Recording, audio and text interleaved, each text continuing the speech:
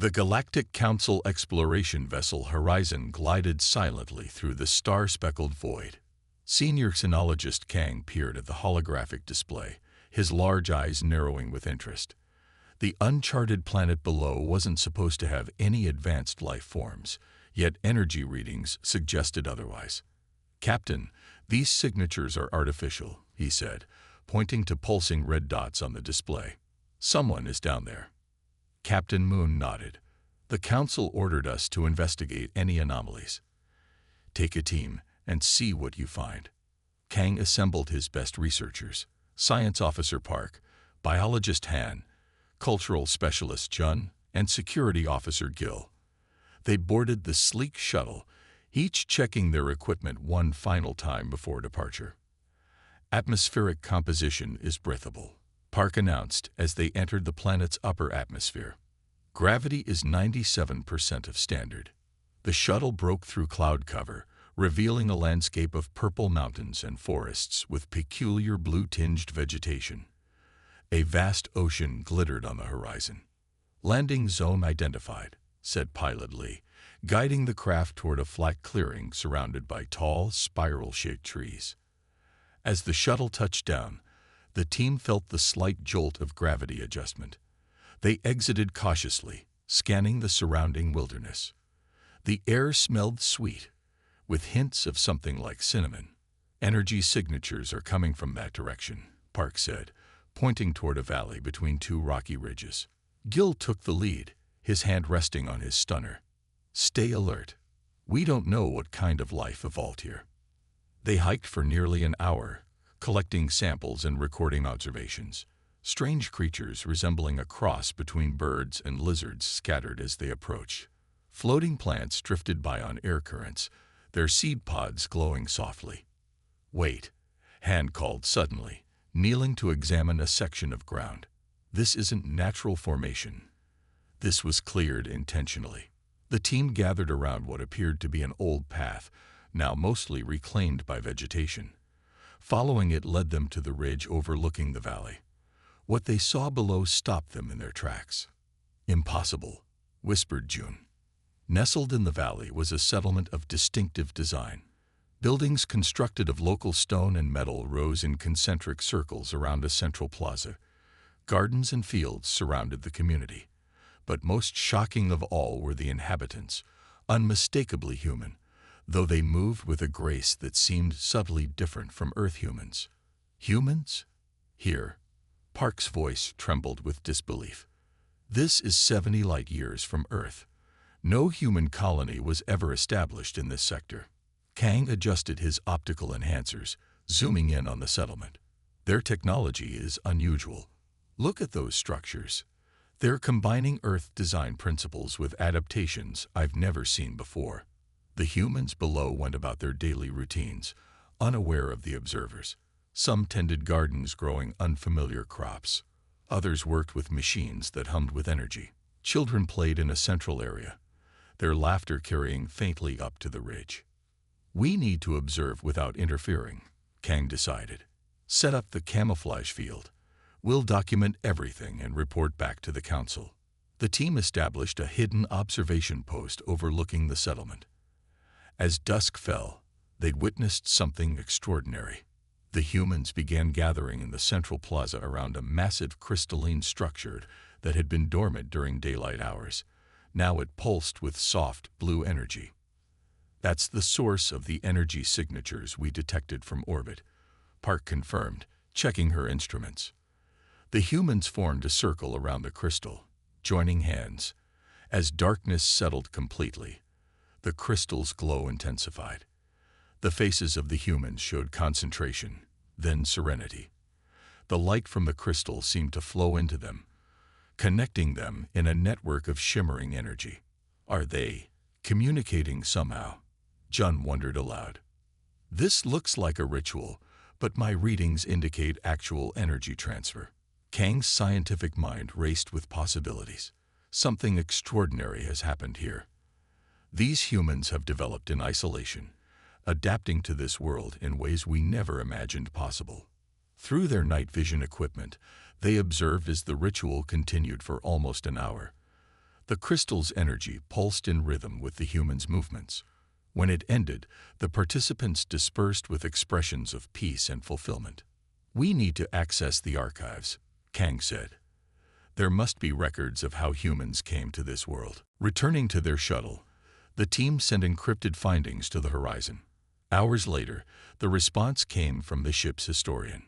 The colony ship Persistence, Kang read aloud to his team, disappeared 300 years ago during an experimental wormhole jump. All 5,000 colonists were presumed dead. "They survived," Han whispered. "They crashed here and built a new civilization." Further scans revealed more surprises. The humans had subtle biological differences from standard Earth humans: slightly denser bone structure, enhanced night vision, and unusual brainwave patterns. "They've adapted themselves genetically," said Han, studying the biological data. "These aren't random mutations. These are targeted adaptations to this environment." The most startling discovery came when they analyzed the energy patterns from the crystal ritual. The humans were exhibiting rudimentary psionic abilities, something never before documented in the species. The Council must be informed immediately, Kang decided. This changes everything we thought we knew about human potential.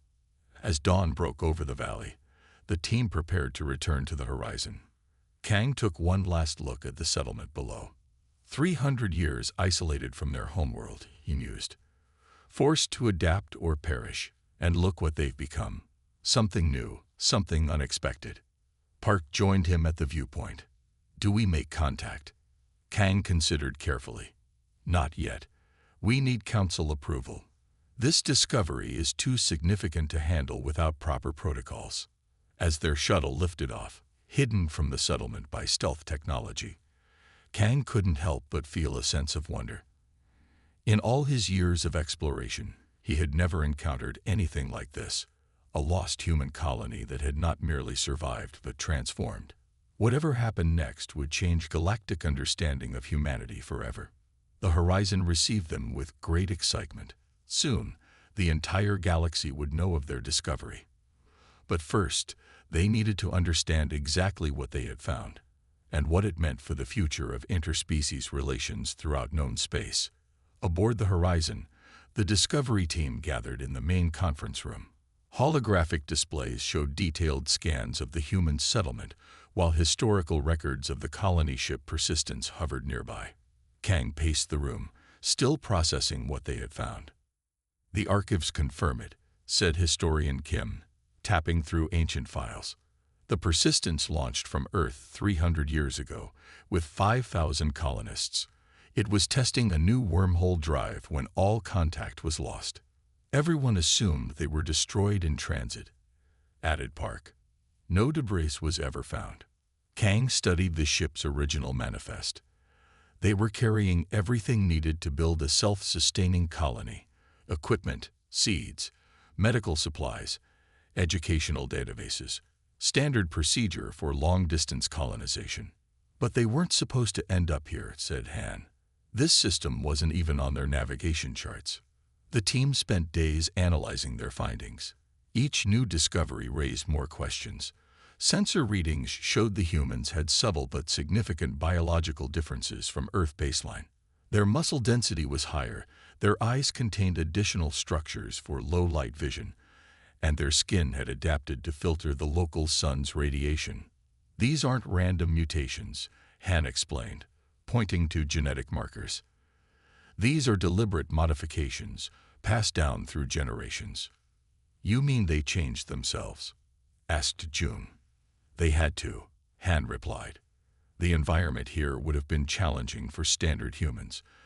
They used their colony ship's genetic technology to adapt." Captain Moon joined their session, his face serious. "The Council is deeply interested in your findings. They've authorized first contact, but with caution. We must learn more before revealing ourselves." The team returned to the planet, establishing a hidden observation post closer to the settlement. Over the next week, they documented the colonists' daily life through long-range sensors. The humans rose with the sun each morning. They worked in community gardens growing plants of both Earth and local origin. Their tools combined familiar Earth designs with unusual modifications. Children attended classes in open-air structures where teachers used interactive holographic displays created from surprisingly advanced technology.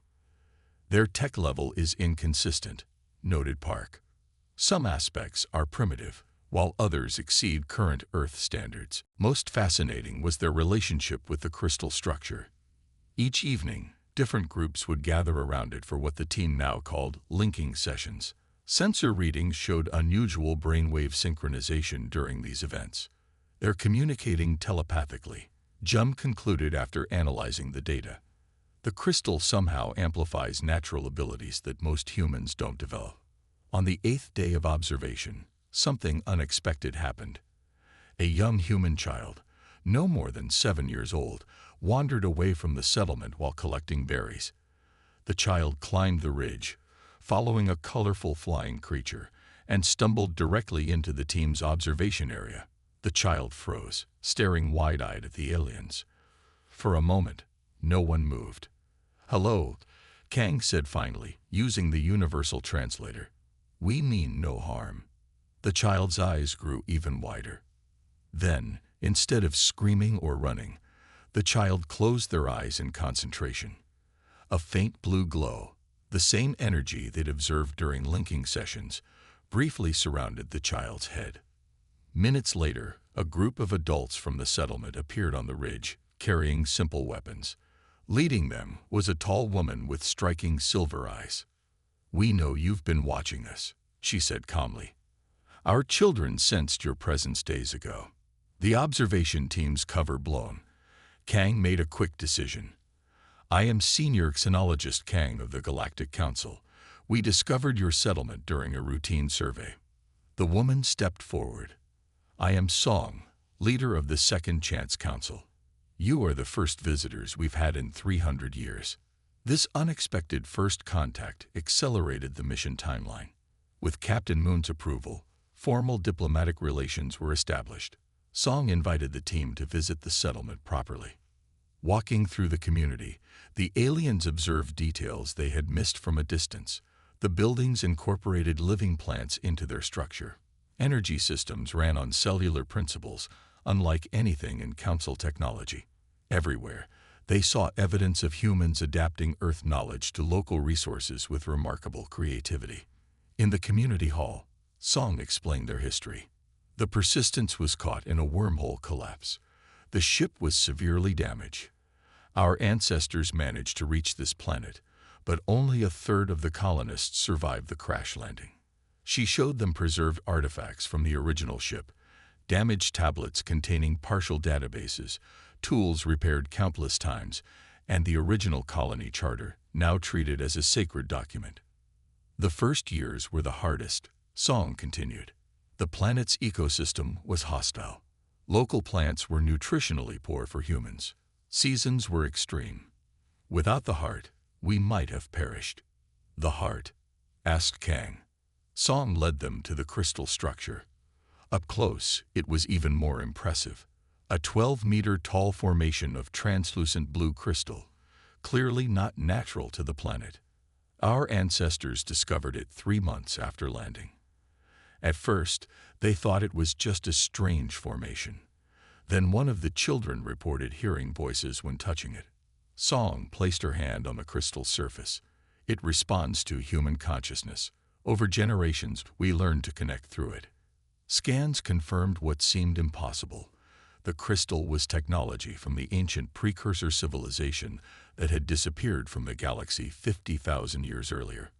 Unlike other precursor artifacts discovered throughout the galaxy, this one was still active.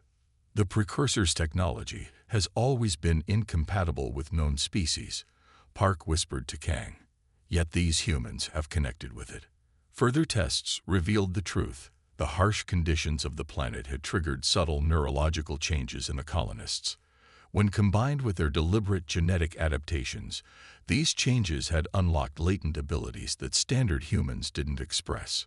"We call it the sharing," Song explained as she demonstrated. Placing her hands on the crystal, she projected a series of images directly into the aliens' minds. The colony's early struggles, moments of discovery, the gradual development of their unique society. Back on the horizon that evening, Kang submitted his report to the Galactic Council. The lost colony hasn't just survived, he concluded. They've evolved into something new, humans who can connect with precursor technology. The implications are profound. This discovery may change our understanding of consciousness itself. As the report transmitted across light years to the Council, Kang looked out at the planet below. The settlement glowed with warm light against the gathering darkness, a testament to human resilience and adaptability in the face of impossible odds. The morning sun cast long shadows across the settlement as Kang and his team prepared for their formal introduction to the colony's leadership. Captain Moon had authorized full diplomatic engagement following the unexpected first contact. Remember, observe their customs and follow their lead, Kang instructed his team. This is a delicate situation. Song met them at the settlement's main entrance. Today she wore ceremonial clothing, a flowing robe with intricate patterns that seemed to shimmer with the same blue energy as the crystal heart. 5 other council members stood beside her, each representing different aspects of colony life. "Welcome to Second Chance," Song said, bowing slightly. "We have prepared a proper greeting for our first visitors from the stars."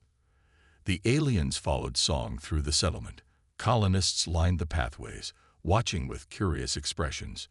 Children pointed and whispered. Unlike the fear or aggression often encountered during first contact scenarios, these humans showed only calm interest. "They're not afraid of us," Jun whispered to Kang. "That's unusual for an isolated population." "Because they've sensed us through the heart," Song explained, overhearing the comment. "We've felt your thoughts. You seek knowledge, not conquest." The procession arrived at a circular building in the center of the settlement. Inside, a model of their solar system hung from the ceiling, created with remarkable accuracy despite their limited technology. "Our memory hall," Song explained. "Here we preserve our history." The walls displayed paintings depicting the colony's story, the crash landing, early struggles with the harsh environment, the discovery of the heart, and the gradual development of their society. Historical artifacts sat in carefully maintained display cases, damaged equipment from the Persistence, journals from the first colonists, and samples showing their agricultural and technological evolution. "This is extraordinary," said historian Kim, examining a preserved tablet. "You've maintained such detailed records despite your isolation." "Memory is survival," replied an elder council member named Jin. "We had to remember Earth's knowledge while adapting to our new reality." As they toured the memory hall, cultural differences became increasingly apparent. The colony had developed its own distinctive social structure, language patterns, and values, all shaped by their unique circumstances. "We noticed you have no locks on your homes," Jun commented. Song smiled. "When minds can touch, deception becomes difficult. Trust forms the foundation of our society." "And crime?" asked Security Officer Gill. "Not absent, but rare," Jin explained. "When someone experiences distress or harmful impulses, we sense it through the heart. We help before harm occurs." The council led them to a community meal in a large outdoor gathering space. Tables made from local wood held an array of foods, some recognizably descended from earth crops, others clearly native to the planet, but modified to suit human nutrition needs. During the meal, Kang noticed the subtle differences in how the colonists interacted compared to standard humans. They maintained light physical contact more frequently. Their conversations included pauses where communication seemed to continue without words. Children displayed remarkable emotional control and awareness. "You've been studying us," Song said to Kang as they finished eating. "Now we would like to show you something important." They walked to the heart at the center of the settlement. Unlike the evening linking sessions, today the crystal glowed with energy, even in daylight. "What you observed before was our daily connection," Song explained. "Today, we offer you the greeting of understanding, a tradition we developed for a moment we always believed would come." The council members positioned themselves around the heart, each placing one hand on its surface. The crystal pulsed with increasing brightness. "We invite you to observe with open minds," Song said. What followed astonished even the experienced Synology team. The heart projected a visible field of energy that encompassed everyone present.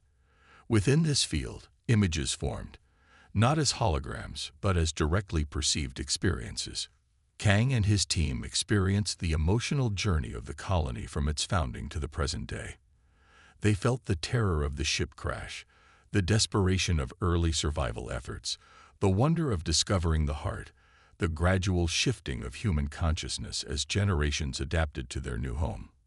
When the experience ended, Kang found himself sitting on the ground, moved to tears despite his scientific detachment.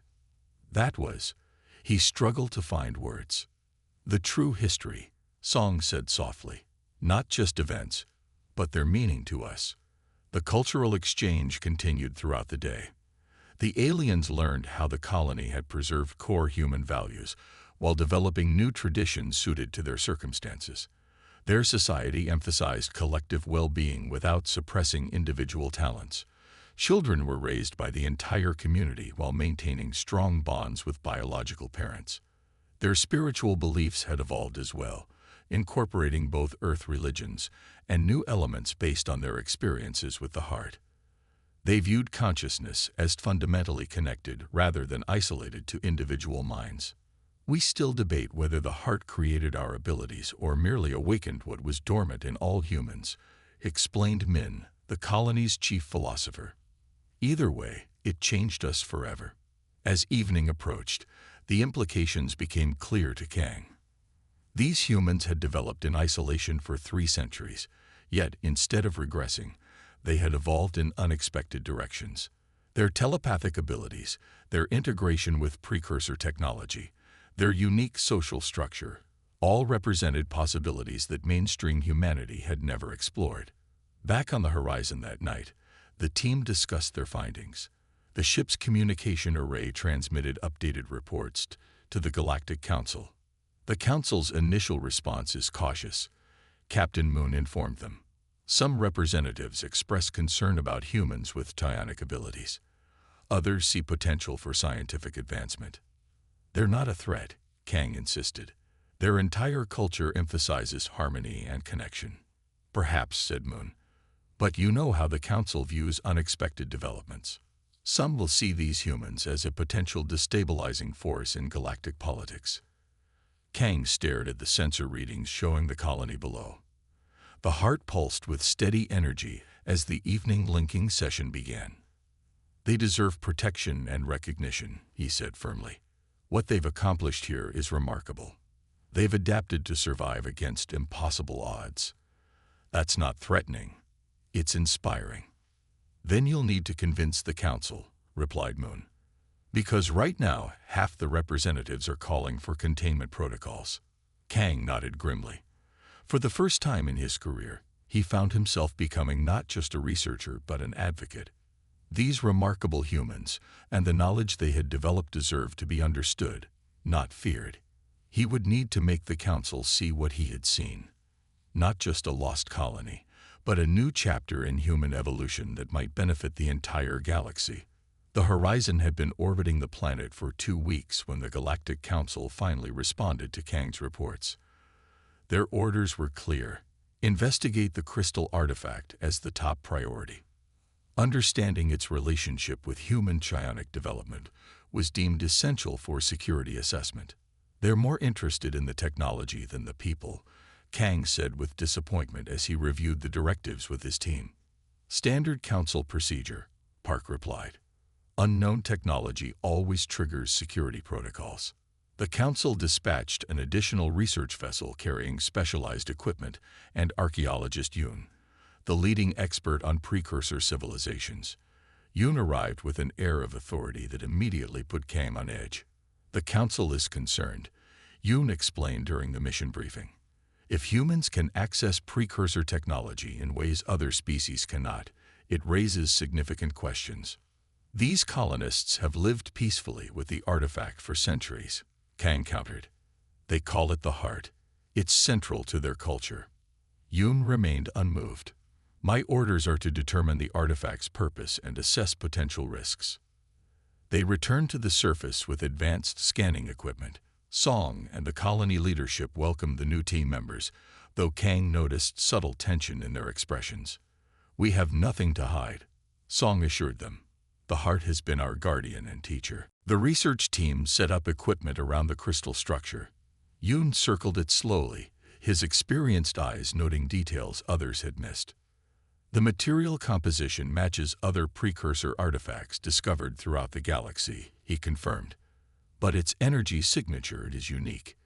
It's still active while most precursor technology has been dormant for millennia. For 3 days, they conducted non-invasive tests. The colonists continued their daily linking sessions, allowing the researchers to record detailed data on the interactions between human brainwaves and the artifact's energy field. On the 4th day, Yoon requested a more direct examination. We need tissue samples from the colonists and direct access to the crystal's core. Song hesitated. The heart responds negatively to invasive approaches. Our ancestors learned this the hard way. What happened? Asked Kang. Min, the colony's historian, explained. 70 years after landing, our people tried to extract a fragment for study. The heart went dormant for an entire year. Many fell ill without its stabilizing influence. We nearly lost everything we had built. Despite this warning, Yoon insisted on proceeding with caution. Song reluctantly agreed to allow limited testing under strict conditions. Han collected small blood samples from volunteer colonists of different ages. Analysis confirmed what they had suspected: subtle neurological and genetic adaptations that had developed over generations, allowing humans to interface with the artifact's energy field. It's a symbiotic relationship, Han explained during the evening briefing. Their ancestors had baseline human genetics. Each generation born on this planet showed incremental changes in neural structure. The artifact influenced their evolution. Asked Captain Moon, who had joined the surface team. More like natural selection, Han clarified. Those whose brains could better connect with the heart had advantages in this environment. They passed those traits to their children. The most remarkable discovery came when Yoon was permitted to scan the crystal's internal structure. The results left him speechless. It's a biological-technological hybrid, he finally announced. The crystal contains organic components that respond to conscious thought. I've never seen anything like it in any precursor site. Further analysis revealed the artifact was even older than initially assumed, dating back at least 200,000 years, making it one of the oldest precursor artifacts ever discovered. The precursors created technology that could interface directly with organic minds, Yoon explained, excitement overriding his earlier caution. But why did it respond specifically to humans? Psalm offered to demonstrate. She invited Yoon to join a linking session with colony members who had the strongest connection to the heart. I must warn you, she said, the experience can be overwhelming for those not accustomed to it. That evening, Yoon sat with Song and 5 other colonists around the base of the crystal. They formed a circle, joining hands. As the linking began, the crystal pulsed with blue light that seemed to flow into and through the participants. Kang and the others watched from a respectful distance as Yoon's expression shifted from skepticism to wonder and finally to profound understanding. When the session ended an hour later, Yoon sat in silence for several minutes. What did you experience? Kang asked finally. Everything, Yoon whispered. The artifact contains knowledge, vast knowledge, but not as data or information, as patterns of consciousness. He looked up at the towering crystal. It's not just technology. It's a repository of experience. Over the next days, Yoon's attitude transformed completely. He worked alongside the colonists, learning their techniques for connecting with the heart. He discovered that while he could sense the artifact's energy, he couldn't achieve the deep connection the colonists had developed. It's like hearing a whisper when they hear a symphony, he explained to Kang. The artifact responds to something in human neural patterns that's different from other species. One evening, Song invited the research team to the colony's council chamber. The walls were adorned with tapestries depicting the heart surrounded by diverse beings, not just humans. Our ancestors found these cave paintings near where the heart stands, she explained. We believe the precursors intended their creation to be used by many species. Then why does it respond primarily to humans? Asked Park. We have a theory, Min said. The heart responds to neural flexibility, the ability to form new connections and pathways. Human brains are remarkably adaptable compared to many species. Our isolation and the challenges of this world pushed that adaptability even further. Yoon nodded slowly. It makes sense. Most council species have more specialized neural structures. Efficiency at the cost of flexibility. The implications were profound. The colonists' connection to precursor technology wasn't due to any superiority, but rather to circumstances that had enhanced their natural adaptability. When Yoon transmitted his findings to the council, the response was immediate. A full delegation would arrive within weeks to assess the situation directly. Some council members viewed the discovery as an unprecedented opportunity for advancing understanding of precursor technology. Others saw potential danger in humans possessing abilities no other species had developed. That night, Kang found Song standing alone beside the heart, her expression troubled. The council is coming, he said gently. She nodded. We always knew this day would arrive. The question now is whether they come as friends seeking understanding or as authorities seeking control. Kang had no answer. The quiet hum of the ancient artifact filled the silence between them, its blue glow illuminating their faces in the darkness. What had begun as a simple exploration mission now stood at a crossroads that could change the course of galactic history. The Galactic Council delegation arrived with impressive ceremony. 3 massive ships entered orbit, their design clearly meant to display authority and power. Shuttlecraft descended to the planet's surface, landing in the cleared area outside the settlement. High Counselor Ju led the delegation, flanked by representatives from 12 major species. Their formal attire and serious expressions set an official tone as they processed into the colony, escorted by Song and the Second Chance Council. Kang watched from the sidelines, concerned by the military personnel who accompanied the diplomats. The situation balanced on a knife edge. Welcome to our home, Song said, bowing respectfully to the visitors. We are honored by your presence. High Counselor Ju acknowledged the greeting with a slight nod. The Galactic Council has come to assess this unprecedented situation. Your colony represents both opportunity and concern for galactic stability. The formal meetings began in the colony's gathering hall. For 3 days, the council representatives questioned the colonists about their history, abilities, and relationship with the heart. They observed linking sessions and reviewed all research data collected by Kang's team. Throughout these proceedings, opinions within the delegation remained sharply divided. Some representatives showed fascination and respect for what the colony had achieved. Others barely concealed their suspicion and fear. These humans have developed abilities no species should possess without oversight, argued Counselor Nim during a private session. The potential for misuse is too great. They'd lived peacefully for 3 centuries, countered Counselor Min. They've shown no aggression or expansionist tendencies. On the 4th day, tensions reached a breaking point when Counselor Nim proposed implementing containment protocols. This would effectively place the colony under permanent council supervision, with restrictions on their use of the heart. For security purposes, Nim explained, until we fully understand these abilities. Song stood to address the council, her voice calm but firm. We understand your concerns, but we cannot accept restrictions on our way of life when we have done nothing to warrant them. The debate grew heated. Voices raised as representatives argued over jurisdiction, security, and rights of newly discovered civilizations. In the midst of this, Kang observed Song conferring quietly with her council members. They seemed to reach a decision. Song stepped forward again. Honored representatives, we propose a demonstration. Experience our connection to the heart directly. Then make your judgment based on understanding rather than fear. A murmur ran through the delegation. Such an intimate cultural exchange during first contact negotiations was highly unusual. "What exactly do you propose?" asked High Counselor Ju. "6 of our most skilled linkers will create a connection circle," Song explained. "Any council members who wish may join. You will experience our intentions and capabilities firsthand."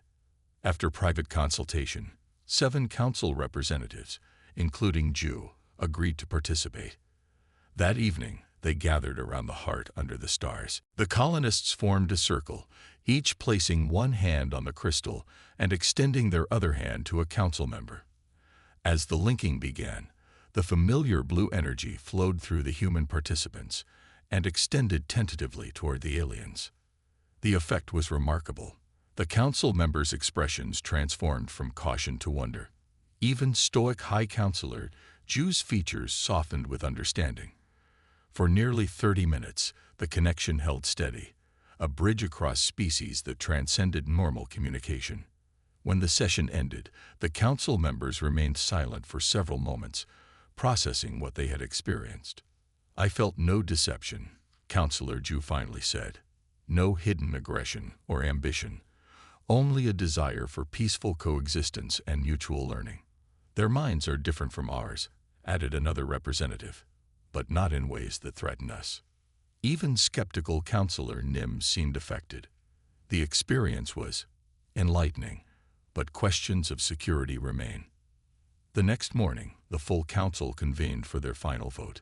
The chamber was filled with tension as representatives prepared to decide the colony's fate. Kang requested permission to speak before the vote. Standing before the assembled delegates, he delivered the most important address of his career. "I came to this planet as a scientist, seeking knowledge," he began. "What I found changed my understanding of possibility itself. These humans have not just survived incredible hardship, they've evolved in response to it. Their connection to precursor technology isn't a threat, but an opportunity." He gestured toward the colonists. For centuries, the Council has studied precursor artifacts without truly understanding them. These humans have shown us that the precursors designed their technology not for domination but for connection, across species, perhaps across time itself. Kang concluded with passion in his voice. "The question before us isn't whether to contain these humans, but whether we're willing to learn from them. Their adaptability isn't dangerous. It's the very quality that may help all our species face unknown challenges ahead." When the vote came, it was closer than anyone had predicted. By a margin of just 2 votes, the Council rejected containment protocols in favor of protected status and cultural exchange. The colony of Second Chance is recognized as a distinct human subspecies with full rights under Council law. High Counselor Ju announced formally. A permanent research station will be established in orbit, with all ground activities subject to colony approval. That evening, the settlement held a celebration unlike any in its 300-year history. Council representatives mingled with colonists, sharing food, music, and stories. Children demonstrated their developing abilities with playful energy demonstrations, no longer hiding their gifts. As stars appeared overhead, Kang found Song standing near the heart, watching the celebration. "Your people will face many changes," he said. She nodded. "Change is what made us who we are. We'll adapt to this new reality as we have to everything else." "The Council will want to learn how humans might help access other precursor technology," Kang added. "And we want to learn about the universe beyond our world," Song replied. A fair exchange. 2 weeks later, as the main Council delegation prepared to depart, Kang walked with Yoon through the settlement one last time. The archaeologist had requested permanent assignment to the research station. "There's a lifetime of discovery here," Yoon explained. "The heart contains knowledge that could transform our understanding of the precursors and ourselves." Kang smiled. "You've changed your perspective considerably since arrival." "Just adapting to new information," Yoon replied with a smile. "Perhaps humans aren't the only adaptable species after all."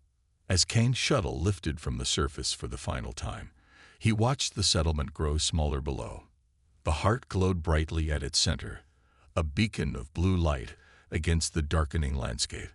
In his final report to the Council, Kang wrote, "What we discovered on Second Chance is more than a lost colony or ancient technology. We discovered a new possibility, that the greatest strength of any species isn't power or knowledge, but the ability to change, to grow, to become something new when circumstances demand it. If we can learn this lesson from these remarkable humans, perhaps we too can evolve to face whatever challenges await us among the stars."